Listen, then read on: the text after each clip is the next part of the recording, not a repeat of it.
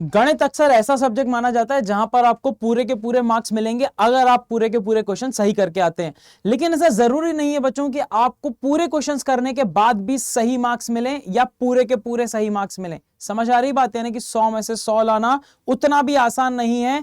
गलतियां कुछ ऐसी आज आप कर जाते हैं, इसके अंदर क्या क्या गलतियां कर जाते हैं आज हम उन्हीं की चर्चा करेंगे।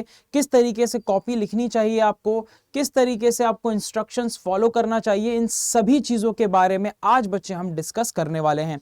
तो सबसे पहले मैं बताता हूं कि आपका पेपर, खासकर यहां पर जो सैंपल पेपर लेके आया हूं मैं, यूपी बोर्ड का सैंपल पेपर लेके आया हूं। इसी तरह आपके भी अपने अपने बोर्ड्स के सैंपल पेपर होंगे, उनको आप जरूर से जरूर देख लीजिएगा। आपको गूगल पे वो प्राप्त हो जाएंगे, अपने सीनियर से भी ले सकते हैं। तो देखिए यहां पर कुछ इस तरीके से ये पेपर दिखाई देता है, जहां पर आप देख पा रहे हैं यहां पर गणित लिखा हुआ है आपके सामने, मैथ्स लिखा होगा इंग्लिश में। यहां बोला जा रहा है समय जो होगा बच्चों 3 घंटे 15 मिनट का होगा, और मैक्सिमम मार्क्स यानी पूर्णांक आपको जो पूरे के पूरे जो मार्क्स का पेपर होगा, कितने मार्क्स का पेपर हो रहा है वो यहां पर लिखा होगा, जिससे ये 100 मार्क्स का पेपर है। अब बच्चों यहां पर देखो निर्देश देके रखे हुए, निर्देशों को ध्यान से पढ़ना। अलग अलग बोर्ड्स के अंदर अलग अलग पेपर के अंदर अलग अलग निर्देश होते हैं, ठीक है ना। तो अब इस निर्देश के अंदर यहां पे एक बार पढ़ देता हूं और कुछ चीजें स्पष्ट कर देता हूं मैं आपको। प्रारंभ के 15 मिनट परीक्षार्थियों को प्रश्न पत्र पढ़ने के लिए निर्धारित किए जाते हैं, यानी कि आपको 3 घंटे 15 मिनट में 15 मिनट दिए जाएंगे कि आप पेपर को अच्छे से पढ़ लो। और ये पेपर पढ़ने के दौरान आपको ये पता लगाना है कि आपको कौन कौन से क्वेश्चन करने हैं और कौन कौन से नहीं करने, ताकि आप एग्जाम टाइम में जब आपको 3 घंटे मिलेंगे कॉपी लिखने के लिए, उस टाइम पे आप ये सोचते ना फिरो कि मुझे पहले कौन सा क्वेश्चन करना है या मुझे कौन सा खंड करना है पहले, है ना। तो आप ये पूरा सोच के रखोगे पूरा का पूरा 15 मिनट के अंदर। आगे बोला जा रहा है इस प्रश्न पत्र में कुल 9 प्रश्न है, तो इसने बता दिया कि इसके अंदर 9 प्रश्न है, और बोल रहा है सभी प्रश्न अनिवार्य हैं, यानी कि सभी के सभी प्रश्नों को आपको हल करना पड़ेगा। फिर बोल रहा है प्रत्येक प्रश्न के प्रारंभ में स्पष्टतः उल्लेख किया गया है कि उसके कितने खंड हल करने, यानी कि हर प्रश्न के अंदर कुछ खंड होंगे और उन खंडों को आपको हल करना होगा, ठीक है। तो हो सकता है किसी प्रश्न के अंदर 3 खंड हो, जिसमें से हो सकता है 2 ही हल करने हो आपको, तो वो उसके अंदर बताया गया रहेगा आपको। आगे बोला जा रहा है कि प्रश्नों के अंक उनके सम्मुख अंकित हैं, मतलब जो प्रश्न होगा कितने अंक का है उसके सामने ही लिखा हुआ होगा आपका। प्रथम प्रश्न से आरंभ कीजिए और अंत तक करते जाइए। तो यहां पर आपको बोला जा रहा है बच्चों साफ साफ कि पहले क्वेश्चन से ही स्टार्ट करना है और फिर आगे की तरफ जाना है। लेकिन आप पहले कोई दूसरा कर लेते हो तो क्या आपके मार्क्स 0 हो जाएंगे? नहीं, 0 तो नहीं होंगे, हो सकता है कि थोड़े से कम मार्क्स मिले। लेकिन अगर आप पहले क्वेश्चन से चालू करते हुए आखिरी क्वेश्चन तक जाते हैं तो एक सुव्यवस्थित ढंग होता है, आपको एग्जामिनर को चेक करने में भी आसानी होती है, और वो बोलता है कि उसने अपने इंस्ट्रक्शन को ध्यान से पढ़ा है और इस कारण से भाई उसने आरंभ से स्टार्ट करके अंत तक गया है ना। तो अगर आपको ये बोली गई है लाइन तो बच्चों आप बिल्कुल लाइन से ही करो। उसमें मैं नहीं बोलूंगा कि पहले जो बन रहा है उसको करो, आप उसको लाइन से ही करो। जो जो बनते जा रहे हैं उनको लाइन से करते जाओ, और इसीलिए ही आपको ये स्टार्टिंग के 15 मिनट दिए जा रहे हैं, ताकि आप इन 15 मिनट में वो प्रश्न पत्र के अंदर वो सारे प्रश्न निर्धारित कर सको जो आप कर सकते हो, ठीक है। चलो आगे बढ़ जाते हैं। जो प्रश्न ना आता हो उस पर समय नष्ट मत कीजिए। तो बहुत बढ़िया यहां पर एक आपको एडवाइस दी गई है कि जो प्रश्न नहीं आता भाई उसको छोड़ो और आगे बढ़ो, ठीक है, ताकि आप अपना टाइम वेस्ट ना करें, क्योंकि आपके पास वो प्रश्न आगे जरूर होंगे जो आपसे बनते होंगे। क्लियर? तो यहां पर एक निर्देश आपको दिए जाते हैं, इन निर्देशों को आप जरूर से जरूर पढ़ें।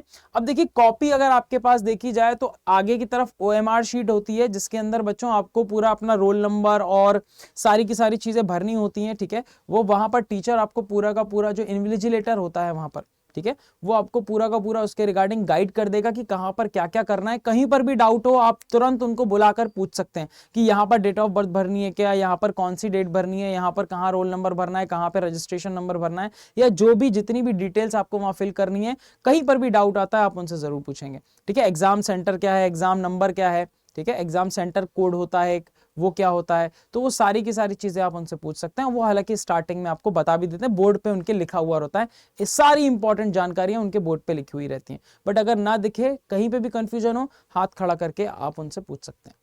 तो ये आपके पास बच्चों कॉपी आएगी आपके सामने। कॉपी के अंदर आपको ध्यान रखना है, ठीक है, कि कॉपी आपको एकदम ऐसे सादी सी मिलेगी, और आपको यहां पर ना लेफ्ट हैंड साइड में बिल्कुल बकायदा स्केल लेके जाइएगा। स्केल से इस तरीके से 2 लाइनें खींच दीजिएगा प्यारी प्यारी सी, समझ गए? स्केल से ऐसी 2 प्यारी प्यारी सी लाइन जो है वो आप खींच दीजिएगा इतनी दूरी पे। यहां पर आपने ये प्यारी सी लाइनें जो है यहां पर खींच दी, और इसके बाद बच्चों आपको क्वेश्चन चालू कर देना है लिखना, ठीक है। इसके बाद आपको क्वेश्चन चालू कर देना है। यहाँ पर आप क्वेश्चन का नंबर भी लिख सकते हो, आप चाहो तो क्वेश्चन का नंबर यहाँ पर भी लिख सकते हो, कोई फर्क नहीं पड़ता। ठीक है, जैसे कि मैं चलता हूं, जैसे कि ये पहला क्वेश्चन आ गया। अभी देखो यहाँ पर पहले क्वेश्चन के अंदर क्या लिखा गया है कि इसके अंदर सभी खंड हल कीजिए, सभी खंड करने हैं इसके। इसके अंदर कोई चॉइस नहीं देके रखी है, कोई भी ऑप्शन नहीं देके रखा है कि मेरे को कितने करने हैं इसमें से, है ना। तो यहाँ पे सभी खंड करने हल, और देखो यहाँ पर क ख ग के रूप में आपको देके रखा हुआ है, और हर एक क्या है मेरा, एक एक मार्क्स का है। तो यहाँ पर बच्चों देखो आपके सामने ये देके रखा हुआ है। यहाँ पर ये यूपी बोर्ड का पेपर है, इसके अंदर 5 ऑब्जेक्टिव क्वेश्चन्स आते हैं एक एक नंबर के। बिहार बोर्ड के अंदर 100 ऑब्जेक्टिव आते हैं जिसमें से 50 करने होते हैं। एमपी बोर्ड में 30 ऑब्जेक्टिव आते हैं। हो सकता है थोड़ा बहुत पेपर का पैटर्न चेंज हो गया, तो वो आप जरूर से देख लीजिएगा, प्री बोर्ड के अंदर आपको समझ में आ जाएगा। तो खैर यहां पर हम आते हैं। तो बच्चों देखो अब पहला क्वेश्चन, अब इसके अंदर तो ऑब्जेक्टिव टाइप क्वेश्चन है। तो आपने देखा कि भाई आपको यहां पर चाहो तो इसको, अच्छा पेपर के अंदर आप कोई गोदागादी मत करना। इस पेपर के अंदर जैसे मैंने ये बहुत सारे मार्क बना दिए, आपको यहाँ पर पेपर में कोई गोदागादी नहीं करनी है। और एक बात और ध्यान रखना है कि भाई आपको बनाना है कि रफ पेज, कॉपी के सबसे पिछला वाला हिस्से को जाके आप रफ कार्य लिखेंगे, रफ वर्क लिखेंगे आप ऐसे। और यहाँ पर सारा रफ वर्क जो भी कर रहे हो, जैसे मान लीजिए कि 3x + 2y बराबर 4 है आपके पास, कुछ भी आ रहा है आपके पास, ठीक है। और 4x - 3y बराबर आपके पास जो आ रहा है, मान लीजिए कि -6 आ रहा है। और अगर आप इसको सॉल्व करते हो तो ये जो भी सॉल्यूशन आ रहा है आपके पास, इसको करने के बाद, आंसर लिखने के बाद इसको कट जरूर करें। यानी कि आपका जो भी रफ कार्य के लिए आपने यूज किया हुआ है उसको आप कट जरूर करें बच्चों, ये बात आपको नॉर्मल सी ध्यान रखनी है। इसके ऊपर भी आपका एक आध मार्क्स कहीं ना कहीं वो काट लेगा कि भाई इसने नीट एंड क्लीनिंग नहीं मचाई है। वहीं के वहीं कैलकुलेट मत करने लग जाना। कॉपी के लास्ट में रफ वर्क का जरूर बनाना, और इस तरीके से बनाना कि यार आप आराम से कैलकुलेशन कर सको और आपको समझ में आए। ऐसा नहीं कि एक कैलकुलेशन आपने यहाँ करा, एक यहाँ करा, फिर एक यहाँ करा, एक यहाँ करा, एक यहाँ करा, एक यहाँ करा, समझ ही नहीं आ रहा, फिर बाद में वापस से मान लो आ रहे हैं उस कैलकुलेशन में तो समझ ही नहीं आ रहा। तो आप हमेशा रफ वर्क के लिए क्या करो, इस तरीके से आप जो है 4 खाने बना लो। पहले इस खाने के अंदर पूरा का पूरा रफ वर्क कर लो, पूरा का पूरा भर लो अच्छे से, इसको सारा का सारा यूज कर लो।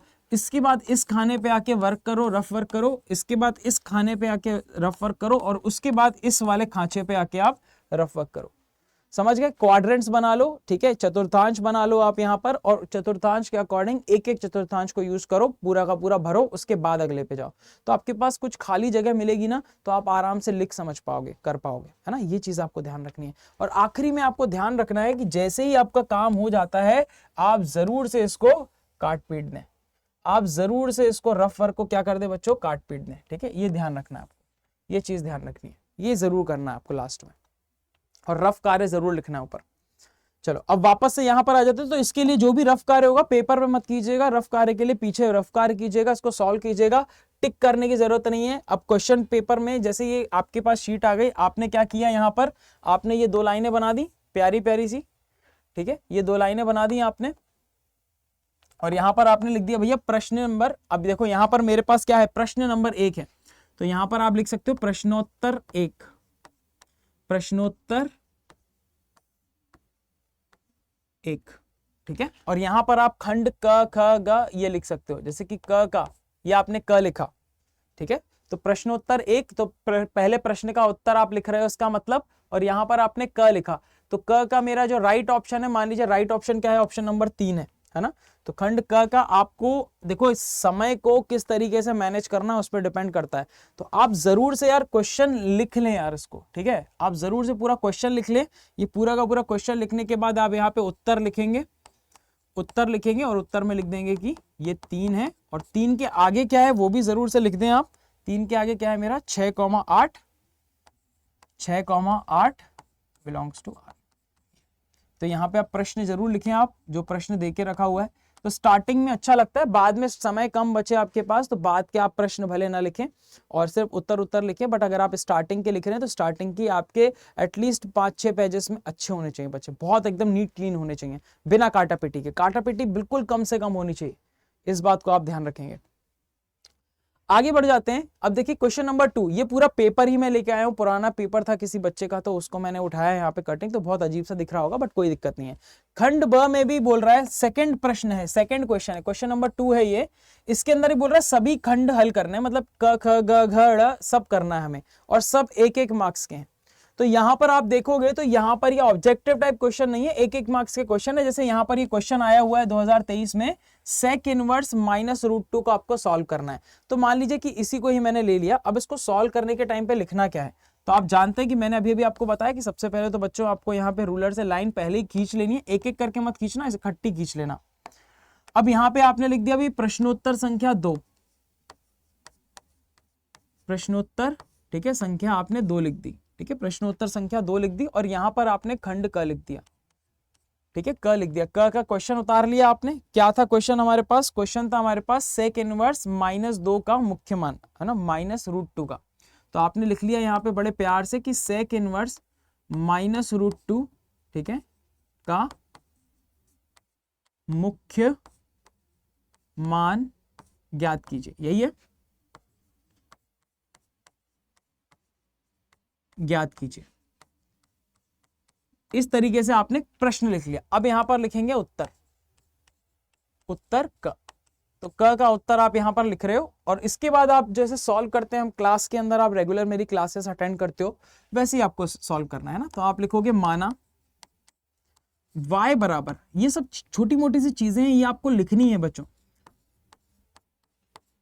ठीक है, क्या है, -√2। अब क्वेश्चन सॉल्व नहीं करा रहा हूं, जस्ट मैं आपको बता रहा हूं, एक तरीका बता रहा हूं लिखने का, ठीक है। तो यहां पर आपने लिखा, तो अब लिखोगे बच्चों, अब हम जानते हैं जैसे कि अब यहां पर आपको पता है कि फॉर्मूला क्या होता है, यहां पे फॉर्मूला होता है कि pi minus sec inverse minus x होता है, pi minus sec inverse x. तो ये आपने यहां पर जैसे ही लिखा, तो अब ये आया कहां से, तो आप यहां पे आप जरूर से ऐसा ब्रैकेट बनाएंगे और लिखेंगे यहां पे चूंकि सेक इनवर्स माइनस एक्स बराबर होता है pi minus sec inverse x के। ये चीजें लिखने से बच्चों बहुत इंपैक्ट पड़ता है। तो जो भी फॉर्मूला आप लगा रहे हो उस फॉर्मूला को जरूर से लिखो, है ना, हर एक जगह पे लिखना है। अब आपने ये लिख लिया, है ना, यहां पर आप लिखोगे, अब लिखोगे, देखो पाई माइनस में सिर्फ लिखने का तरीका बता रहा हूं, जो भी चीज आप इसके अंदर नहीं कर रहे हो, इस स्टेप से इस स्टेप में प्लस माइनस इंटू डिवाइड के अलावा कोई चीज रख रहे हो, अगर कुछ भी नई चीजें रख रहे हो इसके अंदर, फॉर्मूला रख रहे हो, कोई प्रॉपर्टी यानी गुणधर्म रख रहे हो, प्रगुण रख रहे हो, उसको जरूर से लिखो साइड में। जैसे यहां पर मैं लिखूंगा क्या, इसको सेक पाई बटा 4।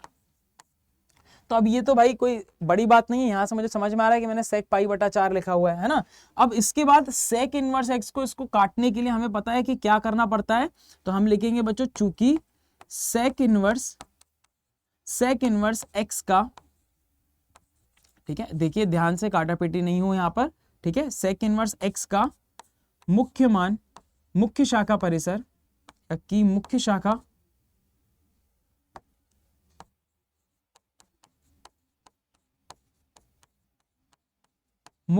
परिसर क्या है बच्चों, यहां पर आप जानते हो 0 से लेकर पाई तक, पाई/2 को छोड़कर, ठीक है। और अभी इसके बीच में ही है, तो लिखेंगे हम अतः, या नीचे लिख देंगे बच्चों, एक लाइन छोड़ के भी लिख सकते हो, अतः लिखेंगे तो ये हो जाएगा y बराबर में पाई माइनस सेक इनवर्स से ये कट जाएगा, तो ये पाई बटा 4 बचेगा, और यहां से आप निकाल लोगे कि भैया 3 पाई बटे 4 इसका राइट आंसर है ना। तो यहां पर लिख देंगे हम ये उत्तर। तो अभी उत्तर लिखना है नहीं लिखना, यहाँ पे एक्शन झाड़ के, जैसे मैं नॉर्मली जब ये आंसर आ जाता तो मैं ऐसे लिखता था, हाँ ये आंसर, ऐसे करके। तो अब ये जो करना है ये कर सकते हो, इसका कोई दिक्कत वाला बात नहीं है। बस ये है कि यार हम इसको थोड़ा सा एकदम तरीके से लिखेंगे ना, तो आंसर में हमें मिल जाएंगे भाई, आंसर मिल जाएंगे, कोई दिक्कत नहीं। यहाँ पे राइटिंग वगैरह उतना चेक नहीं होता, यहाँ पे नीट एंड क्लीन चेक होता है कि कहीं पे आपने काटा पेटी तो नहीं कर दी, है ना, कहीं पे आपने कुछ ज्यादा गोदागादी तो नहीं कर दी, ये चीज यहाँ पर चेक होती है नॉर्मली। तो इस तरीके से बच्चों आपको क्वेश्चन करने हैं। अब जैसे कि अगले क्वेश्चन पे आते हैं, यहाँ पे खंड, सभी खंड हल करने, जहां जहां लिखा हुआ है सभी खंड हल करने हैं, वहां पे जितने भी खंड होंगे सभी हल करने हैं। लेकिन इन खंडों में देखोगे अगर आप, तो ये 2 मार्क्स यहाँ पर है, 2 मार्क्स का क्वेश्चन है, दिख रहा है आपको, यहाँ पर 2 मार्क्स का ये क्वेश्चन बनाया गया है आपका। तो अगेन आपको जब सॉल्व करना रहेगा इसको, तो आपको बिल्कुल बकायदा उन्हीं तरीके से सॉल्व करना है जो तरीका मैंने आपको बताया, कि जो जो चीजें, जो जो फॉर्मूले आप यूज कर रहे हो वो फॉर्मूले आपको यहाँ पर करते रहना है, ठीक है, उस फॉर्मूला को आपको लिखते रहना है। अब यहाँ पे खंड 4 जब आएगा, मतलब क्वेश्चन नंबर 4 के अंदर भी लिखा है सभी खंडों को हल करना है ना, यहाँ पर भी कोई चॉइस नहीं देके रखी। यूपी बोर्ड का बहुत टफ पेपर रहता है, चॉइस ही नहीं होती है। बाकी सब पेपर में देखोगे आप, एमपी में देखोगे, है ना, आप बिहार में देखोगे, तो चॉइस ही चॉइस होती है क्वेश्चन के अंदर। ये भी 2-2 मार्क्स के बच्चों क्वेश्चन है आपके, बड़े शानदार से क्वेश्चन है। इनको भी जब हम सॉल्व करेंगे तो आपको सारी की सारी चीजें लिखनी है ना। जैसे ये वाला क्वेश्चन है आपके सामने, मान लीजिए खंड ख की बात करूं, -π/2 से π/2 sin स्क्वायर dx का मान ज्ञात कीजिए, है ना। तो मान लीजिए ये क्वेश्चन आया है आपके सामने और इस क्वेश्चन को आपको हल करना है। तो वही जैसे मैंने बताया, प्रश्नोत्तर संख्या आपने लिखी 4, तो ये कौन सा वाला था, प्रश्न नंबर 4 है। तो यहां पर आप यहां पर लिख लेंगे भैया प्रश्नोत्तर 4। ये आपको एक ही बार लिखना है क्योंकि हमें लाइन से सॉल्व करना है, तो इसीलिए हम लाइन से लिख रहे हैं ना। तो यहाँ पे आपने मान लीजिए क को सॉल्व कर लिया, उत्तर लिख लिया क का। अब आप उसके बाद फिर ख वाला उठाएंगे और फिर ख का उत्तर लिखेंगे। समझ रहे मेरी बात, है ना। तो ये वाला ख वाला था मान लीजिए, है ना। तो ख का क्वेश्चन ये था और हमें यहाँ पे उत्तर लिखना है। तो इसको हम ले लेंगे i बराबर में। तो i बराबर में -π/2 से लेकर π/2 है बच्चों मेरे पास, और ये है sin स्क्वायर x dx। ये आपने प्यार से लिख लिया प्यार से, यस और नो, है ना। अब इसके बाद बस इसको सॉल्व कर लीजिए, है ना। इसको आपने लिख लिया। अच्छा, यहाँ पर आपको जो है ब्लैक और क्या कहते हैं ब्लू पेन का ही आपको इस्तेमाल करना है। इसके अलावा जो आपका एडमिट कार्ड होगा ना, उसके अंदर साफ साफ लिखा होगा कि ब्लैक पेन का भी करना है कि नहीं, ठीक है। तो रेड पेन मत लेके जाइएगा, यहाँ मैं रेड पेन से लिख रहा हूँ, तो मैं इसको चेंज कर लेता हूँ ब्लैक के अंदर फिलहाल, या ब्लू के अंदर कन्वर्ट कर लेते हैं। तो यहाँ पर आपको पता है कि यार यहाँ पर हम एक प्रॉपर्टी को यूज करते हैं, ठीक है। यहाँ पर हम प्रॉपर्टी यूज करते हैं। ये क्या है मेरे पास, एक कौन सा फलन है बच्चों यहाँ पर मेरे पास, आप यहाँ पे लिखोगे प्रगुण, ठीक है। तो यहाँ पर आप लिखोगे क्या कि -a से अगर a तक मेरा fx dx है, तो ये बराबर हो जाएगा 2 0 से लेकर a तक fx dx के, जब क्या हो f ऑफ -x बराबर हो fx के, ठीक है, इस तरीके से। तो यहां पर आपका क्या हो जाएगा बच्चों, ये जरूर लिखना है। उसके बाद आपने ये लिख दिया कि i बराबर हो जाएगा क्या मेरे पास 0 से लेकर π/2 तक 2 sin स्क्वायर x dx, खत्म। अब इसके बाद आपको पता है कि 2 sin स्क्वायर x dx को क्या बोलते हैं, तो आप लिखोगे यहाँ पर साइड में 2 sin स्क्वायर x बराबर होता है 1 - cos 2x। तो जो चीजें यहाँ पे आप रखते जाओगे वो चीजें आपको साइड में लिखती जानी। कुल मिलाकर आपको इतनी सी बात मैं बताना चाहता हूं। और जो भी चीज मान रहे हो, ठीक है, जैसे कि आपने i बराबर इसको लिखा है, तो आपको लिखना है माना i बराबर ये, ठीक है, और उसके बाद इसको सॉल्व कर लिया, तो i का मान ज्ञात कर लिया हमने, यही हमारा उत्तर होगा। तो आगे मैं सॉल्यूशन नहीं बता रहा हूं, जस्ट मैं बता रहा हूं कि लिखने का तरीका क्या है यहाँ पर। आई होप इतनी बात आपको समझ में आ गई होगी। अभी यहाँ पर खंड 5 में भी बोलिए, 5-5 नंबर वाले दिख रहे हैं, अभी सब 5-5 नंबर वाले क्वेश्चन है, और बोल रहा है कि सभी खंड हल करने हैं, यानी कि ये मेरे को चारों के चारों सॉल्व करने हैं। समझ रहे हो, मतलब कोई चॉइस ही नहीं है यहाँ पर, बट आपके उसके अंदर चॉइस होगा। आपके अपने अपने पेपर जरूर देख लीजिएगा, जहां पर चॉइस हो वहां पर चॉइस का आपको इस्तेमाल करना है ना। अथवा के रूप में लिखा होता है, और के रूप में लिखा होता है, तो ये चीजें आपको देखनी है। इसके बाद अगर मैं बात करता हूं बच्चे, तो मेरे पास आ जाता है, आप देखिए यहाँ पर भी सभी खंड हल करिए, है ना। ये 6वां नंबर का क्वेश्चन है, बड़ा ही थोड़ा तेल वेल लग गया इसका, लगता है पकौड़े वकौड़े खा लिए थे इसने, ठीक है। और यहाँ पर देखेंगे तो 5-5 नंबर के क्वेश्चन है यहाँ पर भी, और ये सारे के सारे क्वेश्चनों को हल करना है यहाँ पे। आगे बढ़ जाते, देखिए अब यहाँ पर मैं एक्चुअली ये दिखाना चाह रहा था। देखो क्वेश्चन नंबर 7 जो है और क्वेश्चन नंबर 8 है ना। क्वेश्चन नंबर 7-8 ये 8-8 नंबर के हैं। कितने कितने नंबर के हैं, 8-8 नंबर के। और यहां पर जाके आपको चॉइस मिली हुई है, देखो लिखा हुआ है कोई एक खंड हल कीजिए, यानी कि यहां पर आपके पास चॉइस है कि ए और बी में से कोई भी एक आप सॉल्व कर सकते हो। तो यहां पर आप सिद्ध कीजिए कि पृष्ठीय क्षेत्रफल और महत्तम आयतन वाले लंबवृत्तीय शंकु का अर्धशीर्ष कोण साइन इनवर्स 1/3 होगा। या तो ये प्रूफ करना है, और या तो 0 से π/2 log sin x बराबर -π/2 log 2 होता है, ये सिद्ध करना है। तो जो भी आपने अच्छे से पढ़ा हुआ है चैप्टर, आप उसको सॉल्व कर लोगे, सिंपल है ना। तो इसके बाद देखेंगे तो यहाँ पर क्वेश्चन नंबर 8 में भी आपको 2 ऑप्शन है, एक आपको रैखिक समीकरण हल करने को होगा और एक और कोई क्वेश्चन होगा। अभी फिलहाल में इतना ही पार्ट लेके आया हूं उसका। इसी तरीके से क्वेश्चन नंबर 9 आपका लास्ट पार्ट है। यहाँ पर 9 क्वेश्चन बोला था, 9 क्वेश्चन है, और इसके अंदर भी कोई एक खंड हल करना है। ये भी क्वेश्चन 8-8 मार्क्स के होते हैं। 8-8 मार्क्स के 3 क्वेश्चन आते हैं आपके पास। और आप देखोगे तो खंड ब जो है, इसका जो खंड ख है, ये 2 पार्ट में डिवाइडेड है, 4-4 मार्क्स में। तो आप या तो एक ये वाला करो, और या तो करो तो ये 2 करो, ऐसे करके इन्होंने पार्ट करके भी देके रखा हुआ है। तो इस तरीके से बच्चों आपके पास पूरा मिलता है। ध्यान रखिएगा, जो क्वेश्चन जितना बड़ा है उसके अंदर जितनी ज्यादा स्टेप्स आप इंक्लूड कर सकें, उतना ज्यादा आपको मार्क्स मिलता है। लेकिन ऐसा नहीं है कि जबरदस्ती की स्टेप्स लिख रहे हैं, ऐसा होना चाहिए कि कोई स्टेप होनी चाहिए, लेकिन आप अगर वो लिखना भूल गए तो उसके मार्क्स कट सकते हैं। जैसे कि आपने अगर क्षेत्रफल निकाल रहे हैं तो वर्ग इकाई लिखना भूल गए आप, तो आपके मार्क्स कटेंगे। तो बच्चे ये ओवरऑल सिनेरियो है जिस तरीके से आपको कॉपी लिखनी चाहिए मैथ्स की। मैथ्स के अंदर बच्चों पूरे मार्क्स स्कोर कर सकते हो, बस सभी की सभी चीजें जो भी आप मान रहे हो, तो माना ये माना वो हम जानते हैं अब, ठीक है, चूंकि, अतः, ये सब चीजों को आपको एकदम बकायदा लिखना है। आपको एकदम हल्के में नहीं छोड़ देना, एक एक चीज को लिखना है। एक्स और वाई के मान आ गए, अतः एक्स का मान ये तथा वाई का मान ये, इस तरीके से आपको लिखना है। समझ रहे हो? तो इस प्रकार से अगर आप लिखते हो तो आपको गारंटीड 100% मार्क्स मिलेंगे जितने भी क्वेश्चन आप करते हो बच्चों। ठीक है, ये इंग्लिश में आपके इंस्ट्रक्शंस लिखे हुए हैं, हिंदी में भी रहते हैं, इंग्लिश वर्जन है ये आपका, इंग्लिश में भी आपके पास इस तरीके से रहेंगे। तो वही जो मैंने हिंदी में पढ़ के बताया वही यहाँ पर इंग्लिश में है आपके सामने। ठीक है ना। इसके बाद बच्चों बात करता हूं मैं, तो अगर आपने बोर्ड एग्जाम्स के साथ साथ बच्चों अगर सीयूईटी को भी अगर आपको टारगेट करना है, जो कि आपको पता ही है कि आपको यूनिवर्सिटी के अंदर जाना है, तो सिर्फ 12th क्लास के मार्क्स काम नहीं आने वाले, सीयूईटी में हाई स्कोर करना पड़ता है आपको। तो उसके लिए बच्चों आप वरदान बैच ज्वाइन कर सकते हैं। लेकिन अगर आप यूपी बोर्ड के स्टूडेंट हैं तो बच्चों आपके लिए एक और है फायदा कि भैया ये जो बैच है आपके पास अब वो 1722 रुपए का आपका हो गया आपके लिए। साथ ही साथ बच्चों आपके लिए यूपी बोर्ड का एक स्पेशल बैच है जिसके अंदर सिर्फ बोर्ड एग्जाम्स की तैयारी होने वाली है।